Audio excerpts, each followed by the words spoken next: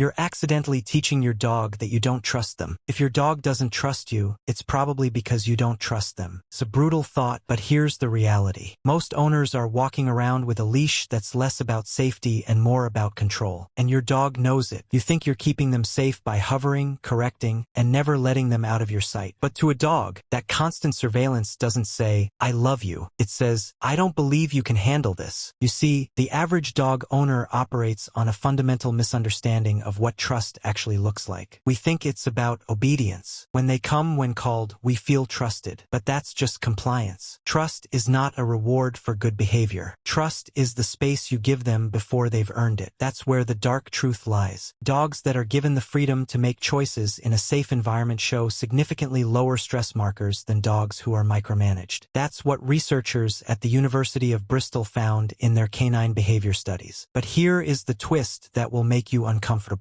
Your attempt to protect them is actually stripping them of their decision-making skills. When you constantly call them away from interesting smells or pull them back from a friendly dog, you aren't preventing a disaster. You are actively teaching them to ignore their own instincts and rely on you for cues that don't make sense to them. Psychologically, this creates a state of learned helplessness. If your dog can't learn to navigate the world because you're always navigating it for them, they simply stop trying. And when they stop trying, that is the breeding ground for reactivity. Fear, aggression, barking, and anxiety. You have effectively trained them to see the world as a threat because you've taught them they are incapable of handling it. Think about it. Why does your dog get so excited to see a guest, only for you to push them down? You are signaling that their natural greeting is wrong. But here's the brain science. Researchers at Emory University used MRI scans to show that the caudate nucleus, the reward center, lights up in dogs when they smell their owner. But it's the anticipation of the interaction, not the obedience, that triggers the biggest response. When you step in and interrupt the interaction, you are literally denying them their emotional reward. It gets worse. You think you are building a bond, but you might be forging a trauma bond based on control. Let's look at the biggest lie in dog training, the alpha myth. While you aren't necessarily trying to be a dictator, your helicopter parenting tells your dog you are anxious and unsure. Dogs are masters of emotional contagion. If you tense up on the leash when you see another dog, you're passing that anxiety down the line. You are telling your dog, "I am afraid of that thing." So they interpret the thing as scary. And here is the scariest part of all. Your dog is more likely to react aggressively to the things you are afraid of than the things they are afraid of. Your anxiety primes their stress response. It's a vicious cycle. They react, you yank the leash, they think you are confirming the threat, and the fear solidifies. You're not building a relationship. You're building a feedback loop of mutual panic. Trust is not about control. It's about surrendering the leash. We need to talk about the pack walk concept. You think a structured heel prevents pulling, but for a high-energy working dog, that slow, controlled pace is sensory deprivation. They aren't using their nose. They aren't processing information. It is the equivalent of you being blindfolded in a crowded room. A study by the University of Sydney found that dogs allowed to sniff freely on a walk, what they termed scent walks, showed a 20% reduction in cortisol levels compared to dogs on a tight leash. They were more relaxed because they were working. They were doing what they were bred to do. You're not failing by letting them sniff. You're failing by preventing them from reading the newspaper. But we have to go deeper. Let's talk about the stare. You look at your dog with admiration, but a prolonged stare in canine communication is a threat or a challenge. When you stare at them to enforce a command, you aren't communicating love. You're communicating pressure, and pressure breaks trust. It forces them into submission out of fear of the pressure, not out of love for you. You probably believe that a dog who follows you everywhere is loyal, but a dog that follows you because you have trained them to be insecure without you is not loyal. It's codependent, and codependency in dogs looks a lot like separation anxiety. Think about the standard life of a dog. They wait. They are crated, walked in straight lines, and told no more often than they hear yes. We turn them into prisoners. But here's the twist you didn't see coming. The greatest act of love you can give your dog is to let them make mistakes. Yes, you read that right. Let them fail. Let them sniff that piece of trash and tell them it's okay. Let them greet the wrong way and just ignore the behavior. The moment you stop trying to control the environment, you give them the opportunity to control themselves. And that is where true confidence is built. Look at the science again. Researchers at the University of Pisa found that problem-solving dogs